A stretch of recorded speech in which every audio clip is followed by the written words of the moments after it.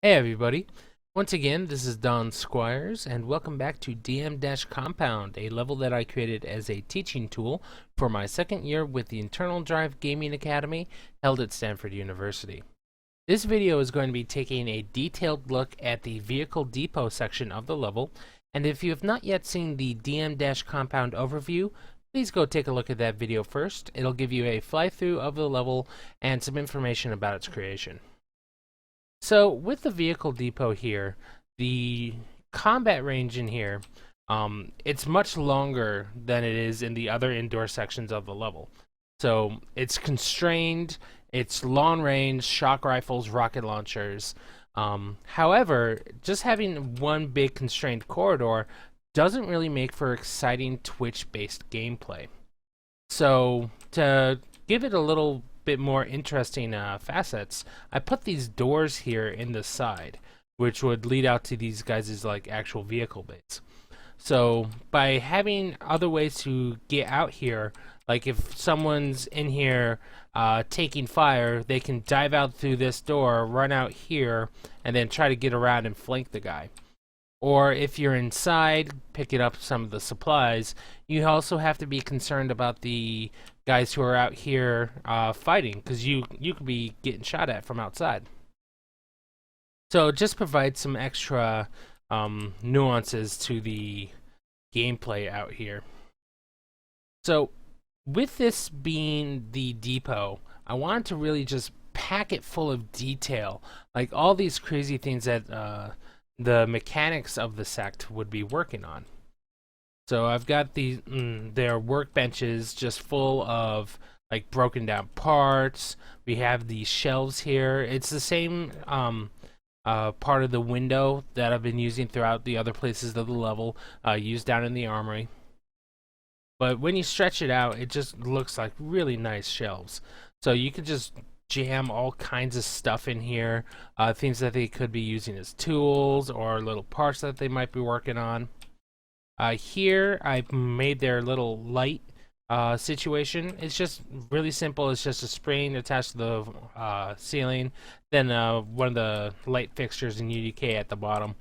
But it looks like that it's something that the mechanic could grab onto the bottom of, move into whatever position that he needed, and keep working. And then at each one of these stations, I broke up what's going to be there, different types of debris, different tools in different spots, all of the lights at different angles, just so it's broken up and it looks and feels different.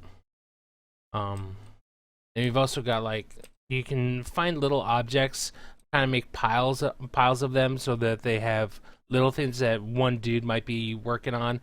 So like this guy's working on a bunch of flywheels. And other debris, other little tools. So it's all using the same models, but by just putting it in different places, by putting them with different sizes and that sort of thing, you can get some really unique looking areas. So then we've also got this side where they could be working on larger things. We've got some tanks back here that might be powering like their welders. And then there's a second level to the depot. So coming up here, immediately first off, you can get right back outside. So you can run across this bridge, get into the barracks, or jump over and then start fighting on the ground. So as a player, you have to make this decision if you want to just keep moving, keep the fluidity up, get some really cool routes going, or you can dive down to the sides here and pick up some extra health. So here we have the religious setup.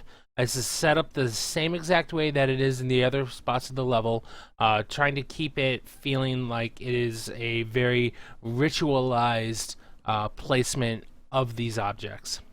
So we've got the monk statue in the middle, we've got the light shining down on his hood, we've got the his guard statue standing next to him, and then the lighting sconces and lights shooting up.